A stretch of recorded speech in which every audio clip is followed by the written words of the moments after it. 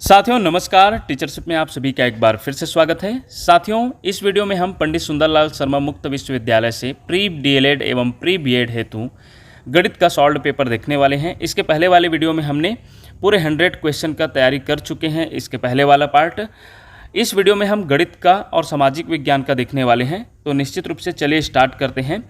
साथियों पहला जो क्वेश्चन है, रीता और सीमा के पास धन का अनुपात 7:15 है। साथियों यहाँ पर जो प्रिंट मिस्टेक हो गया था जिसके कारण विलोपित करना पड़ा था, बता देता हूँ। ये सीमा के जगह या तो सीता करना होगा या सीता के जगह में सीमा, दोनों जो है एक ही नाम है तब बन पाएगा। तो रीता और सीता के पास धन का अनुपात 7:15 और वही सीता और गीता के पास 7:16 है। रीता के पास 490 है तो गीता के पास रुपयों में कितना धन होगा। साथियों इसे चलिए बनाते हैं। तो रीता और सीता, जो कि हम यहाँ पास सीता कर चुके हैं, का धन का अनुपात कितना है 7:15। और यहाँ पास देखा जाए तो रीता का मान कितना है, रीता के पास कितना है तो 490 रुपये है, इसलिए रीता के जगह में हम लोग लिख देंगे 490। फिर यहाँ सीता, अब हम देखेंगे 7:15। अब इसे हम तिर्यक गुणा कर देंगे तो 490 गुणा 15 हो जाएगा, तो यहाँ सीता का मान निकल जाएगा। तो यहाँ लिखेंगे 490 गुणा 15 बटे 7 और कटा देंगे तो ये 7 7 49, ये 0 और 70 गुणा 15 कितना आ जाएगा 1050 रुपये। तो ये साथियों सीता का मान हो गया, सीता के पास कितना रुपए है। लेकिन हमें निकालना है गीता के पास कितना धन है। तो अगला जो प्रश्न है उसे पढ़ते हैं। यहाँ पर अगला जो है, सीता और गीता के अनुपात कितना है 7:15। तो इसी के द्वारा हम क्या करते हैं, अब हम सीता और गीता का अनुपात देखते हैं। तो कितना है 7/16। और अभी हम जो सीता का मान निकाले हैं उसे यहाँ पर पुट कर देते हैं, रख देते हैं सीता के जगह में। तो हम 1050 यहाँ रख देंगे और गीता, तो हमें गीता का मान अब निकल जाएगा इसी प्रकार तिर्यक गुणा करके। तो हम क्या करेंगे, गीता बराबर जानेंगे तो मिलेगा हमें 1050 गुणा 16/7। तो इसे हमें कटाने पर हमें क्या मिलेगा साथियों, 7 एकम 7, ये 7 एकम 7 और यहाँ 3 बचेगा तो 7 पंचे 35 और ये 7 शून्य 0। और हम अगर 150 को 16 से गुणा करेंगे तो हमें प्राप्त होगा 2400। अर्थात जो इसका डी जो आंसर दिख रहा है साथियों, यहाँ देख सकते हैं 2400 इसका जो होगा आंसर। इस प्रकार इसे नाम बदलने पर ही ये बन पाएगा, अन्यथा ये तो विलोपित कर दिया गया था। साथियों अब हम नेक्स्ट क्वेश्चन देखते हैं। 16 आदमी एक काम को 10 दिनों में कर सकते हैं, 40 दिनों में कार्य पूरा करने के लिए कितने आदमियों की आवश्यकता होगी। सिंपल है साथियों, यहाँ पर जो है देखेंगे तो यहाँ पर M1D1 वाला फार्मूला लगाते हैं, M2D2। देखिएगा M1 के जगह में हम आदमी रख देंगे तो 16 आदमी जो है 10 दिनों में करते हैं तो 10, और M2 अर्थात यहाँ पर आदमियों की संख्या नहीं दिया है, मेन नहीं दिया है, तो यहाँ रखे रहते हैं M2 और दिनों की संख्या दिया है 40। तो इस प्रकार हमें M2 निकालना है कितने आदमियों की संख्या। तो यहाँ पर 16 गुणा 10 बट यहाँ 40 हो जाएगा बराबर M2। तो ये कटेगा, ये इस प्रकार का 4 चौक 16। तो कितना आदमियों की ज़रूरत पड़ेगी, 4 आदमियों की। तो इस प्रकार इसका जो है आंसर होगा ऑप्शन बी। चलिए नेक्स्ट क्वेश्चन है साथियों।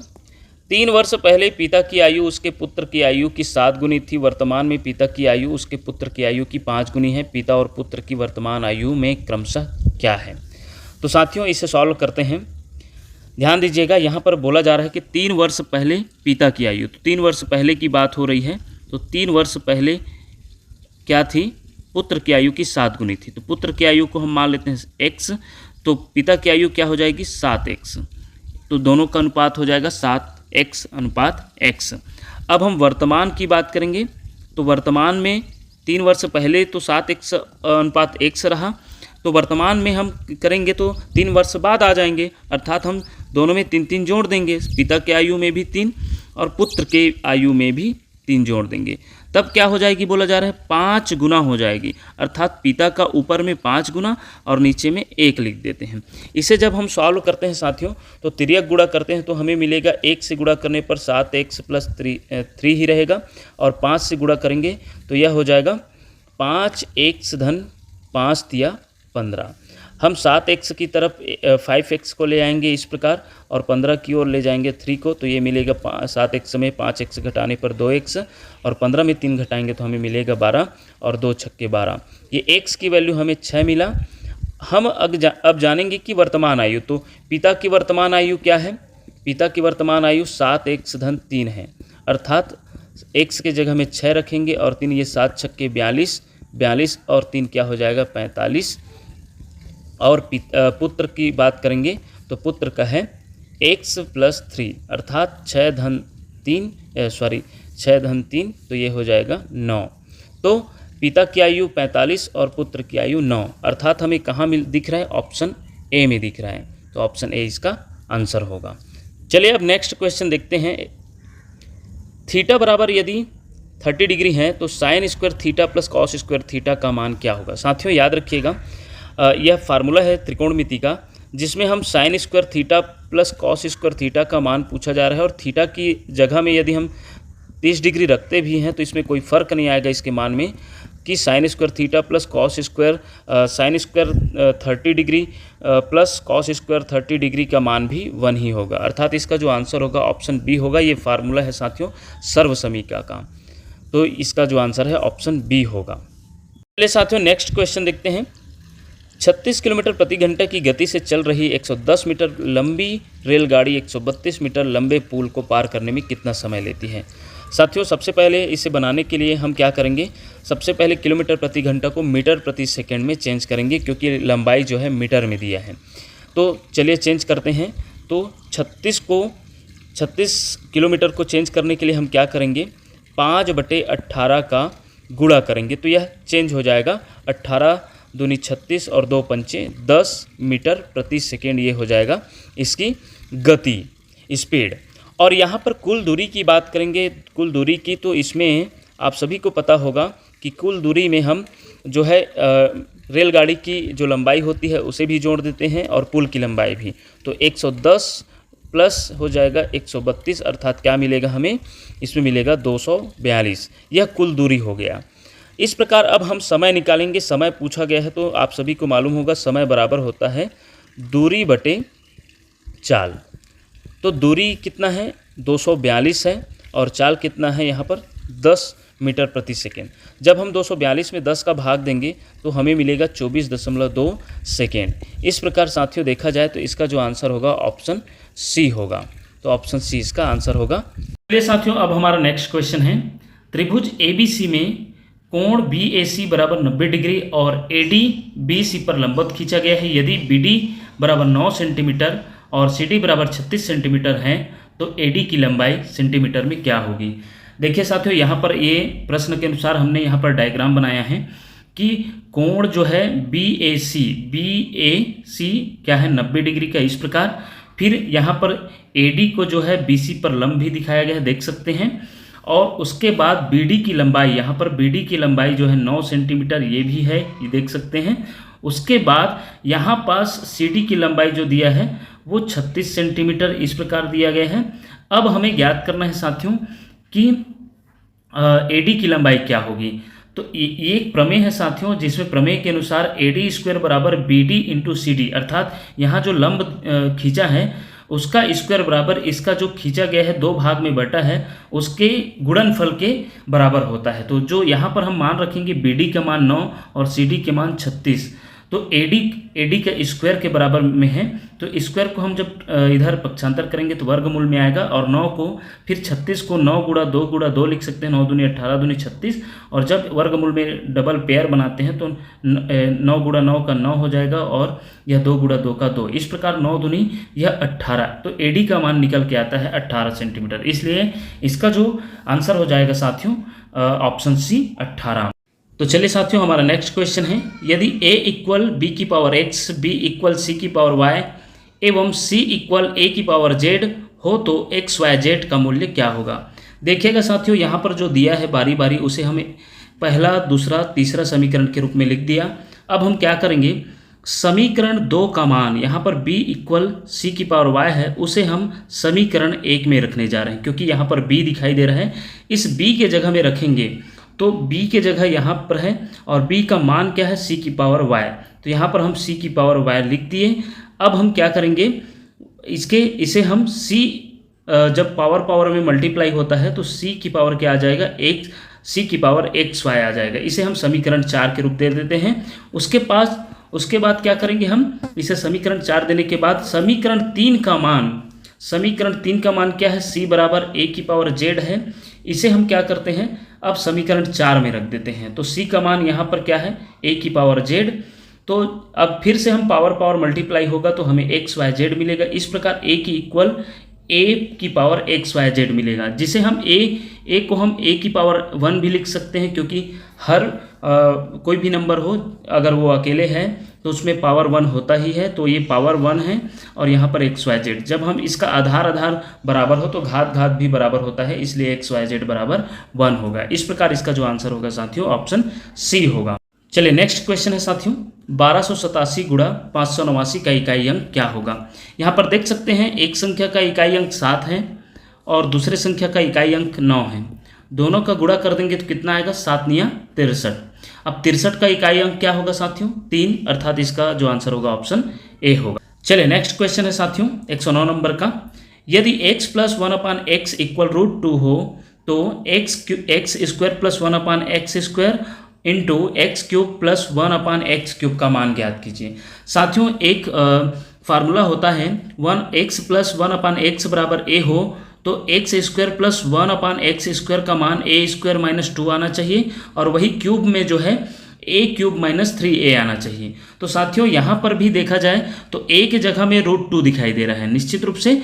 तो हम अगर स्क्वायर वाला वैल्यू जानेंगे तो क्या लिखना पड़ेगा, a स्क्वायर माइनस 2, अर्थात a की जगह में क्या है √2, तो √2 का स्क्वायर माइनस 2 हो जाएगा, अर्थात √2 स्क्वायर का मान 2 ही होता है और -2 बराबर 0।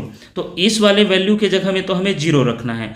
अब उसके बाद जो है यहाँ पर इनटू है, ब्रैकेट के बीच में क्या होता है, इनटू मल्टीप्लाई होता है, और x cube plus 1/x cube का जो भी मान आए इसका भी मान निकाल सकते हैं इसमें पुट करके, लेकिन इसमें जो भी मान आए और उसका हम गुणा करेंगे 0 के साथ तो उसका मान 0 ही आएगा, अर्थात इसका जो आंसर होना चाहिए साथियों होगा वो ऑप्शन सी होगा। परफेक्ट आंसर इसका सी होगा, 0 आएगा। चलिए नेक्स्ट क्वेश्चन की तरफ जाते हैं, जिसमें है एक बेलन की ऊंचाई उसकी त्रिज्या से 5 अधिक है। यदि बेलन की त्रिज्या 9 सेंटीमीटर है तो बेलन का आयतन क्या होगा। साथियों यहाँ पर बेलन की ऊंचाई जो है त्रिज्या से 5 अधिक बताया गया है, इसलिए त्रिज्या जो दिया है 9 सेंटीमीटर है। त्रिज्या 9 सेंटीमीटर है तो ऊंचाई क्या होगा, इससे 5 अधिक अर्थात 14 सेंटीमीटर होगा। अब हम आयतन का सूत्र लगाएंगे। बेलन के आयतन का सूत्र होता है πr²h। इसमें जब मान रखेंगे, पाई का मान होता है संख्यात्मक मान, याद रखिएगा 22/7, तो 22/7 रख देंगे। यहाँ पर आर का मान जो है 9 है तो 9 का स्क्वायर हो जाएगा। यहाँ पर ऊंचाई का मान रखेंगे तो 14, और स्क्वायर का मान पुट करेंगे तो 9 गुणा 9 हो जाएगा, जो कि यहाँ पर 7 से कटाएंगे 14 को तो 7 दूनी 14। इस प्रकार 22 दूनी यहाँ पर क्या हो जाएगा 44, और 9 निया 81। 44 और 81 को गुणा करेंगे साथियों तो 3564 आएगा, अर्थात हमारा जो ऑप्शन सी है यही इसका आंसर होगा। तो हमारा नेक्स्ट क्वेश्चन है, एक समचतुर्भुज का क्षेत्रफल 325 वर्ग सेंटीमीटर है। यदि इसके एक विकर्ण की लंबाई दूसरे से एक अधिक है तो इसके विकर्णों की लंबाई का योग क्या होगा। साथियों यहाँ पर समचतुर्भुज का क्षेत्रफल क्या दिया है, 325 वर्ग सेंटीमीटर, और इसका क्षेत्रफल का सूत्र क्या होता है, 1/2 पहला विकर्ण गुणा दूसरा विकर्ण, अर्थात d1 इंटू d2। तो समचतुर्भुज का क्षेत्रफल 325 दिया है, इसलिए हम नीचे लिख लेते हैं और इसके सूत्र में मान रखेंगे। मान लेते हैं d1 बराबर x, तो d2 क्या हो जाएगा बताइए, तो d2 हो जाएगा x प्लस 1। क्यों, क्योंकि यहाँ पर बोला गया है एक विकर्ण दूसरे विकर्ण से जो है एक अधिक है, तो यदि हम पहले को x मानते हैं तो दूसरे को x प्लस 1 मानेंगे, तो इसे हम d1 की जगह में x रखेंगे और d2 की जगह में x प्लस 1।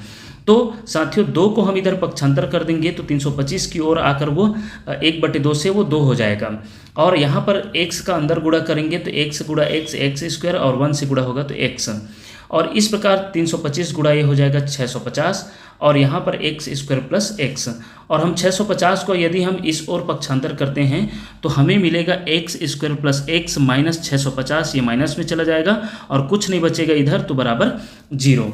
यह वर्ग समीकरण के रूप में जम जाता है। अब हम क्या करते हैं, x को ऐसे 2 संख्याओं में तोड़ते हैं जिनका गुणनफल 650 आ जाए, तो वह संख्या है 26 गुणा 25, जिसका गुणनफल 650 आता है, और 26 में यदि 25 घटाए तो 1 आता है, जो कि यही फिट खाता है। तो हम x के जगह में 26 माइनस 25 लिख देते हैं, जिसे तोड़ने पर 26x माइनस 25x मिलेगा और इसे हम दो के कोष्टक में रखेंगे। साथ ही साथ यहाँ दोनों से x निकालेंगे तो अंदर बचेगा x प्लस 26 और यहाँ से 25 निकालेंगे तो साथियों x प्लस 26 बचेगा, क्योंकि माइनस बाहर निकला तो ये माइनस भी निकल जाएगा जो कि प्लस बचेगा। अब देखा जाए तो कोष्टक का मान सेम आ जाएगा, तो कोष्टक का मान एक बार लिखेंगे और कोष्टक के बाहर का मान अर्थात x माइनस 25 लिख देंगे। x प्लस 26 को 0 के बराबर, ये 0 के बराबर है तो 0 के बराबर लिखेंगे तो x का मान माइनस 26 आएगा और x माइनस 25 बराबर 0 लिखेंगे तो x का मान 25 आएगा। तो हम धनात्मक मान को लेंगे। अब हम क्या करेंगे, अब हम चूंकि x को हम पहला विकर्ण माने d1 तो वो 25 हो जाएगा और दूसरा विकर्ण क्या है d2, जिसका हम माने हैं x प्लस 1 अर्थात 25 1 26, अर्थात d1 का मान जो है 25 और d2 का मान 26, दोनों को जोड़ने पर हमें 51 प्राप्त होता है। यहाँ पर बोला गया है कि इसके विकर्णों की लंबाई का योग ज्ञात कीजिए, जो कि ऑप्शन बी इसका आंसर होगा। चलिए साथियों, नेक्स्ट प्रश्न है यहाँ पास, उसे भी देखते हैं, जिसमें राम बिंदु A से बिंदु B तक 20 किलोमीटर प्रति घंटा की गति से यात्रा करता है और बिंदु B से बिंदु A तक 30 किलोमीटर प्रति घंटा की गति से वापस आता है। उसकी औसत गति क्या है? तो औसत गति का आप सभी को मालूम होगा साथियों, औसत गति का सूत्र होता है औसत चाल जिसे बोलते हैं। औसत चाल का सूत्र आप सभी जानते होंगे, 2xy बटे x प्लस y होता है। यहाँ पर साथियों x का मान 20 किलोमीटर प्रति घंटा और y का मान हम 30 किलोमीटर प्रति घंटा, तो यहाँ पर मान रखेंगे तो x का मान 20 और y का मान 30 रखते हैं और वही x प्लस वाई अर्थात 20 धन 30 रखते हैं। तो हमें क्या मिलेगा, इसका ऊपर का गुणा करने पर साथियों, अगर गुणा करते हैं नहीं भी करते हैं तो क्या नीचे क्या हो जाएगा, नीचे यहाँ पर गुणा भी कर देंगे तो 3 दूनी 6 6 दूनी 12 अर्थात ये 1200 मिलेगा ऊपर का गुणा करने पर, और 20 धन 30 क्या हो जाएगा 50, और कटाएंगे तो हमें मिलेगा अब 24 पंचे जो है 24 आ जाएगा, 24 पंचे 120 होता है, अर्थात ऑप्शन बी इसका आंसर होगा। इस प्रकार यह बहुत ही सरल सवाल है औसत चाल को लेकर। आगे बढ़ते हैं, हमारा नेक्स्ट क्वेश्चन है साथियों, जिसमें एक वस्तु का अंकित मूल्य 160 रुपये है, यदि इसे 136 रुपये में बेचा जाता है तो छूट की दर प्रतिशत में क्या होगी। साथियों यहाँ पर देखिए, छूट बराबर क्या होता है, अंकित मूल्य माइनस विक्रय मूल्य। तो यहाँ पर अंकित मूल्य कितना दिया है 160 और विक्रय मूल्य कितना दिया है अर्थात बेचने का मूल्य 136, तो छूट निकालेंगे तो हमें मिलेगा छूट 24 रुपये। अब छूट का प्रतिशत पूछा गया है तो छूट प्रतिशत बराबर होता है छूट बटे अंकित मूल्य गुणा 100। अब मान रख देंगे छूट 24 है, अंकित मूल्य 160 है, इसे कटा देंगे तो हमें इस प्रकार प्राप्त होगा, जिसे कटाएंगे तो 8 दूनी 16 8 तिया 24 और 2 एकम 2 2 पंचे 10, अर्थात ऊपर में क्या बचा 3 गुणा 5 अर्थात 15, अर्थात ये इसका जो आंसर होगा ऑप्शन डी होगा, 15% इसका छूट प्रतिशत होगा, इसका आंसर जो है ऑप्शन डी होगा। साथियों अब हमारा नेक्स्ट क्वेश्चन है, त्रिभुज ABC की BC की भुजा D तक बढ़ाई गई है यदि कोण ACD 102 डिग्री है और कोण ABC बराबर कोण BAC का दुगना है, तो कोण ABC का मान ज्ञात कीजिए डिग्री में। साथियों ध्यान से देखिएगा, सबसे पहले ये चित्र बनाइएगा, त्रिभुज ABC हमने बनाया है इस प्रकार, ये देख सकते हैं, और उसमें BC जो है वह D तक बढ़ाया गया, तो यहाँ पर हम D नाम भी दिए हैं, और जहाँ जो है देखा जाए तो ACD अर्थात यहाँ पर जो देखा जाए तो 102 डिग्री का कोण भी दिखाए हैं चित्र में, और यहाँ पर बताया जा रहा है कि जो ABC है यहाँ का जो एंगल है वो यहाँ के एंगल के दुगना है, अर्थात हमें इस एंगल को जानना है।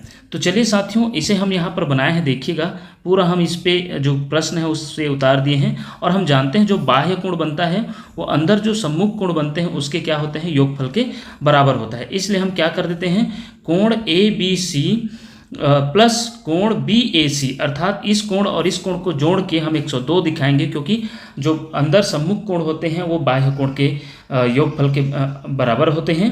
तो हमने ABC जो है BAC के दुगना है, इसलिए हम इसे ABC के जगह में 2x लिख देते हैं, और जब हम इसे x मानेंगे तो यह 2x हो जाएगा, अर्थात 102 बराबर के रूप में, और 2x और 1x को जोड़ेंगे तो 3x, और x बराबर जानेंगे तो 3 से कटा देंगे तो 3 तिया 9 और यह बच जाएगा 1 3 चौक 12 अर्थात x बराबर 34 डिग्री।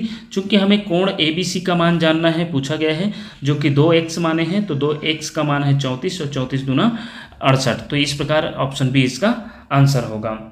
चलिए साथियों नेक्स्ट क्वेश्चन देखते हैं। एक समकोण त्रिभुज की एक भुजा की माप 20 सेंटीमीटर है और इसके कर्ण और दूसरी भुजा की लंबाई का अंतर 8 सेंटीमीटर है। कर्ण के अलावा इसकी अज्ञात भुजा की लंबाई ज्ञात कीजिए। साथियों इस प्रकार हम समकोण त्रिभुज यहाँ पर बनाए हैं जिसमें एक भुजा को दिखाना है 20 सेंटीमीटर, यहाँ पर स्पष्ट बोला गया है, और उसका जो कर्ण है और उसका दूसरी भुजा है उनमें दोनों का अंतर कितना है, 8 का। तो हम इस अंतर को भी दिखाएंगे, दूसरी भुजा को a-8 के रूप में, जबकि कर्ण को a मान लिए तो उसकी दूसरी भुजा कितना होगा, उसके अंतर के रूप में होगा। अर्थात अब हम पाइथागोरस प्रमेय में जमाएंगे कि कर्ण का वर्ग बराबर लंब का वर्ग धन आधार का वर्ग। इसमें हम मान रखेंगे चूंकि AC का मान a का वर्ग a है तो a वर्ग हो जाएगा, और AB का मान a-8 है तो इसका वर्ग हो जाएगा, और BC का मान है 20 सेंटीमीटर तो 20 का वर्ग। अब हम a-b के होल स्क्वायर के सूत्र में जमाएंगे तो a का स्क्वायर माइनस 2ab होता है, आप सभी को मालूम होगा, प्लस b का स्क्वायर होता है, और 20 का स्क्वायर अर्थात 400 हो जाएगा। इस प्रकार हम a का स्क्वायर और इसका गुणा कर देंगे तो 2 अट्ठे 16a हो जाएगा, और 8 अट्ठे 64, 8 का वर्ग अर्थात 64 हो जाएगा। और इस प्रकार हम इन राशियों को, इस राशि को हम इस ओर ला लेंगे तो a जो है माइनस a का स्क्वायर माइनस में आएगा, जबकि माइनस 16a जो है प्लस में आ जाएगा, और इधर 400 और 64 को जोड़ेंगे तो 464, ये दोनों कैंसिल आउट हो जाएगा और ये बचेगा 16a बराबर 464, तो a बराबर 464/16, 16 नीचे चला जाएगा और इसे कटाएंगे तो हमें मिलेगा 29। इस प्रकार इसका जो आंसर हो जाएगा ऑप्शन बी 29। चलिए साथियों हमारा नेक्स्ट क्वेश्चन है 116 नंबर का। 15 की पावर 30 गुणा 10 की पावर 12 को गुणा करने पर प्राप्त संख्या के अंत में शून्यों की संख्या होती है। साथियों याद रखिएगा, जब हम ये 15 की पावर की बात करेंगे सबसे पहले, तो 15 की इकाई में 5 है, और 5 की पावर में जितना भी 2 3 जितना भी संख्या डालें, क्योंकि 5 का गुणा 5 का करते जाएंगे तो इसकी इकाई में सिर्फ 5 ही मिलेगा। याद रखिएगा, 5 पंचे 25, 25 पंचे 125, इस प्रकार इसके इकाई में तो जीरो आने का सवाल ही नहीं है, 5 ही मिलेगा। अब हम बात करते हैं 10 की पावर 12 की। तो साथियों 10 का जब हम 12 बार गुणा करेंगे तो हमें 12 शून्य मिलेगा। चूंकि 10 की पावर 3 को गुणा करते हैं तो हमें क्या मिलता है, 1000, अर्थात 10 की पावर 3 मतलब 3 जीरो मिला। इसी प्रकार 10 की पावर 12 का गुणा करेंगे, 12 बार गुणा करेंगे, 12 बार आपस में गुणा करेंगे तो हमें 12 ही जीरो प्राप्त होगा, इसलिए इसका आंसर ऑप्शन बी ही होगा। चलिए नेक्स्ट प्रश्न देखते हैं साथियों, जिसमें हम देखेंगे 15 मीटर और 30 मीटर ऊंचे 2 खंभे के खेल के मैदान में सीधे खड़े हैं। यदि उनके पैर जो है 36 मीटर की दूरी पर है तो उनके शीर्षों के बीच की दूरी ज्ञात कीजिए। साथियों इस प्रकार हम 2 खंभा की बात कर रहे हैं। एक खंभा जो है इसे ले लेते हैं जो कि 30 मीटर का, और एक खंभा है 15 मीटर का। अब हम उनके शीर्षों की उनके पैरों के बीच की दूरी क्यों बताएं, तो यहाँ पर 36 सेंटीमीटर दिया है प्रश्न के अनुसार।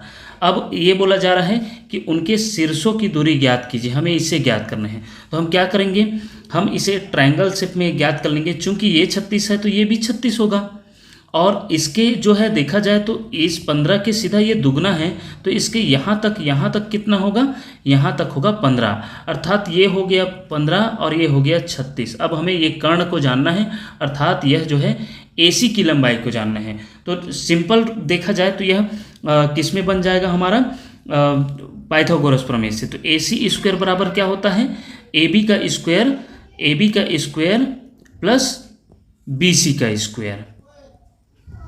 अर्थात हम यहाँ पर मान रखेंगे साथियों, हमें जानना है AC के स्क्वायर का मान। तो AB का मान यहाँ पर क्या है, AB देख सकते हैं, AB हमारा यहाँ पर 36 है तो 36 का वर्ग, और BC यहाँ पर BC ये है तो 15 का वर्ग। अर्थात यहाँ पर AC स्क्वायर बराबर हो जाएगा, यहाँ पर 36 का ये स्क्वायर अगर हम हटा देंगे तो ये रूट में आ जाएगा, और ये हमें मिलेगा 36 का स्क्वायर मिलेगा 1296, और वही 15 का स्क्वायर आप सभी जानते होंगे 225। दोनों को जोड़ देंगे तो हमें क्या मिलेगा, दोनों को जोड़ देंगे तो हमें मिलेगा 1521, जिसका वर्गमूल होता है साथियों 1521 का 39। इस प्रकार साथियों देखा जाए तो AC की लंबाई अर्थात 39 इसका आंसर होगा, ऑप्शन सी इसका आंसर होगा। साथियों हमारा नेक्स्ट क्वेश्चन है, एक वृत्त में ABC एक त्रिभुज है, जैसे कि angle A B C 45 degree, अर्थात बी का एंगल जो है 45 डिग्री यहाँ पर दिखाए हैं, और बी ए सी 80 डिग्री, अर्थात यहाँ पर 80 डिग्री। चाप ए बी द्वारा वृत्त के केंद्र पर अंतरित कोण डिग्री में कितना होगा, अर्थात यहाँ पर ए बी चाप द्वारा जो अंतरित कोण होगा केंद्र पर उसे पूछा गया है, इस एंगल को पूछा गया है। साथियों सबसे पहले तो हम यहाँ पर देखिएगा, यहाँ पर ये जो है 80 डिग्री का है यहाँ पास, और ये 45 डिग्री का, तो तीसरा एंगल कितना होगा, तो दोनों एंगल को जोड़ के 180 में घटाएंगे तो हमें मिलेगा 55 डिग्री, देख सकते हैं। तो ये तीसरा एंगल हमें 55 डिग्री मिलेगा। अब यहाँ की बात हो रही है, इस एंगल की बात हो रही है। आप सभी जानते हैं केंद्र पर अंतरित कोण पूछा जा रहा है, जो कि उसके इस कोण पर जो परिधि पर जो कोण होते हैं, वो केंद्र पर जो कोण होते हैं वह परिधि पर बनने वाले कोण के दुगना होते हैं, अर्थात 55 का दुना कितना होगा 110, अर्थात इसे हम ऐसे ही सॉल्व कर सकते हैं। इसका जो आंसर होगा ऑप्शन बी होगा, 110 डिग्री होगा। चलिए नेक्स्ट क्वेश्चन देखते हैं साथियों। नेक्स्ट क्वेश्चन है 119 नंबर का, जिसमें समान त्रिज्या के दो वृत्त एक दूसरे को P1 और P2 पर प्रतिच्छेद करते हैं। यदि उभयनिष्ठ जीवा की लंबाई 20 सेंटीमीटर है और दोनों वृत्तों के केंद्रों के बीच की दूरी 48 सेंटीमीटर है, तो वृत्त की त्रिज्या सेंटीमीटर में क्या है। साथियों देख सकते हैं यहाँ पर हम चित्र बनाए हैं, दो वृत्त जिसकी समान त्रिज्या, यहाँ पर समान त्रिज्या ये A से लेकर P1 और P1 से लेकर B जो है समान त्रिज्या है दो वृत्तों के। और यदि उभयनिष्ठ जीवा, तो उभयनिष्ठ जीवा साथियों P1 से P2 जो है या इसकी उभयनिष्ठ जीवा होगी, जिसकी लंबाई है 20 सेंटीमीटर। दोनों वृत्तों के बीच केंद्रों के बीच की दूरी, तो यहाँ पर जो केंद्र AB है, केंद्रों के बीच की दूरी है ये 48 सेंटीमीटर का है। तो वृत्त की त्रिज्या क्या होगी पूछा गया है। तो सबसे पहले इसमें हम बता देते हैं कि P1 और P2 जो है छेदक रेखा है, प्रतिच्छेद करती है दोनों जो है वृत्त एक दूसरे को P1 P2 पर। तो P1 और P2 की लंबाई ही जीवा की लंबाई होगी जो कि 20 सेंटीमीटर दिया है, और AB जो है केंद्र की दूरी होगी 48 सेंटीमीटर, अर्थात AO यहाँ पर AO की दूरी और OB की दूरी सेम होगी, चूंकि दोनों जो है बीचों बीच बांटा गया है। और ये जिसकी लंबाई पूरी लंबाई 48 है तो आधी लंबाई 24, और P1O P2O भी 10-10 सेंटीमीटर का होगा, क्योंकि ये आधी आधा यहाँ पर देखा जाए। तो इस प्रकार हम एक त्रिभुज की बात करें, एक तरफ का ज्ञात करें, एक तरफ अर्थात यहाँ पर देख सकते हैं P1O की बात करें तो हमें मिलेगा, इसमें जो है ये जो है इसमें कर्ण जो है P1 होगा, जिसमें आधार जो है 24 है और लंब जो है 10 है, जिसे हम पाइथागोरस प्रमेय में रखेंगे तो 24 का वर्ग 576, 10 का वर्ग 100, और दोनों को जोड़ देंगे तो 676, और AP1 स्क्वायर है तो स्क्वायर को भेज देंगे उधर, तो स्क्वायर रूट में चला जाएगा। 676 का जो वर्गमूल होता है वो 26 होता है। इस प्रकार साथियों इसका जो आंसर हो जाएगा ऑप्शन डी हो जाएगा। चलिए नेक्स्ट क्वेश्चन देखते हैं साथियों। तो नेक्स्ट क्वेश्चन हमारा, दो संख्याओं का LCM 2079 है और उनका HCF 27 है। यदि एक संख्या 189 है तो दूसरी संख्या ज्ञात कीजिए। साथियों इसे भी हम बना सकते हैं, आप सभी जानते होंगे कि N1 × N2 अर्थात पहला संख्या गुणा दूसरा संख्या, और इधर बराबर होता है LCM गुणा HCF। तो यहाँ पर देख सकते हैं नंबर पहला दिया है 189 और नंबर 2 नहीं दिया है, इसी को ज्ञात करना है। LCM दिया है, LCM 2079 और HCF दिया है 27। तो अगर हम N2 बराबर जानेंगे साथियों तो N2 हो जाएगा यहाँ पास 2079 गुणा 27/189। यदि हम साथियों इसको कटाते हैं तो कटाने के बाद जो हमें आंसर मिलता है, देख सकते हैं कि कटाएंगे इसे तो आप कटाने के बाद जो आंसर मिलेगा साथियों 297 मिलेगा। किस प्रकार कटा सकते हैं तो याद रखिएगा 27 एकम 27, 27 सत्ते 189 होता है, और 7 से इसे कटा देंगे तो 7 दूनी 14, 6 बचेगा तो 7 × 63, फिर 4 बचेगा तो 7 सत्ते 49। इस प्रकार ऑप्शन सी इसका आंसर हो जाएगा। इस प्रकार ये गणित का पोर्शन हुआ। साथियों अब हम सामाजिक विज्ञान का पार्ट देखेंगे, जिसमें हमारा पहला क्वेश्चन है, निम्नलिखित का मिलान कीजिए। सूची फर्स्ट में नदी घाटी परियोजना देखेंगे, सूची सेकंड में लाभान्वित जिला देखेंगे, जिसमें पहला है जोंक परियोजना। निश्चित रूप से साथियों जोंक नदी में रायपुर में जो है देखा जाए तो जोंक परियोजना रायपुर से बिलोंग करता है। कन्हार परियोजना जो है बिलासपुर से बिलोंग करता है। हसदो परियोजना जो है आप सभी जानते हैं सरगुजा संभाग से निगली नदी है, तो हसदो परियोजना सरगुजा से बिलोंग करता है, और तंदुला परियोजना जो है बालोद से। इस प्रकार इसका जो सही ऑप्शन है वो ऑप्शन बी है, जो इसमें फिट खाता है, इसलिए इसका जो आंसर होगा ऑप्शन बी होगा। चलिए नेक्स्ट क्वेश्चन देखते हैं साथियों। निम्नलिखित में से भारत का कौन सा नाभिकीय परमाणु ऊर्जा केंद्र नहीं है? ऑप्शन ए है नरोरा, ऑप्शन बी है पोखरण, ऑप्शन सी है कलपक्कम, ऑप्शन डी है तारापुर।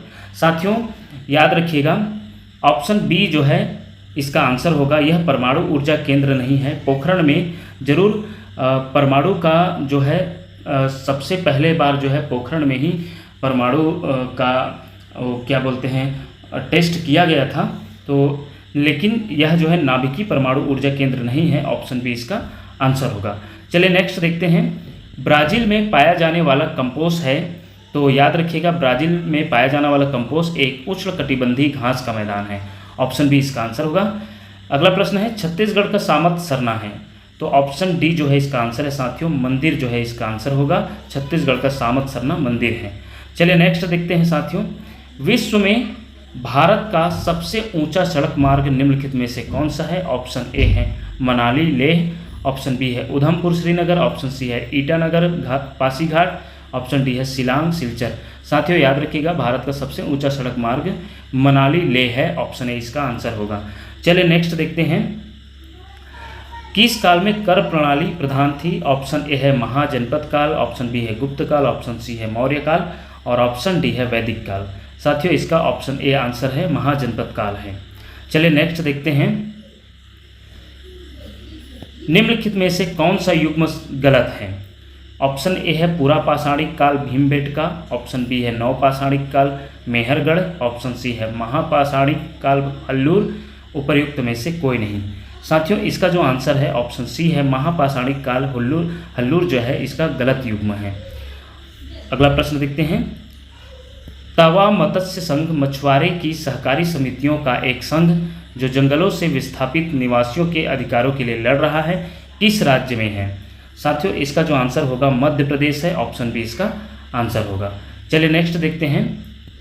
कुछ प्राचीन हिंदू मंदिरों में एक हाल होता है जहां लोग इकट्ठा हो सकते थे। इस स्थान को कहा जाता है सभागार, गर्भगृह, प्रदक्षिणा पथ, मंडप। साथियों इसका जो आंसर है ऑप्शन डी आप सभी जानते होंगे, मंडप कहते हैं। चलिए नेक्स्ट प्रश्न देखते हैं। सही जोड़ा मिलाइए। एक तरफ है सूची फर्स्ट में शासक, सूची सेकंड में देखेंगे उस शासकों के राज्य। पाल का देखते हैं, तो साथियों पाल का होगा जो है बंगाल, याद रखिएगा। राष्ट्रकूट का है, राष्ट्रकूट का साथियों पहला है पश्चिमी दक्कन। गुर्जर प्रतिहार है, निश्चित रूप से यह जो है गुजरात एवं राजस्थान से है, और चोल का है तमिलनाडु से। तो ये इसका यही आंसर है, अर्थात ये जो फिट होता है ऑप्शन ए में, ऑप्शन ए जो है इसका आंसर होगा। चलिए नेक्स्ट प्रश्न देखते हैं। कुषाण वंश के महत्वपूर्ण सिक्के छत्तीसगढ़ में कहाँ प्राप्त हुए थे? बिलासपुर, दुर्ग, बस्तर, राजनांदगांव। इसका आंसर है ऑप्शन बी दुर्ग। चलिए नेक्स्ट देखते हैं।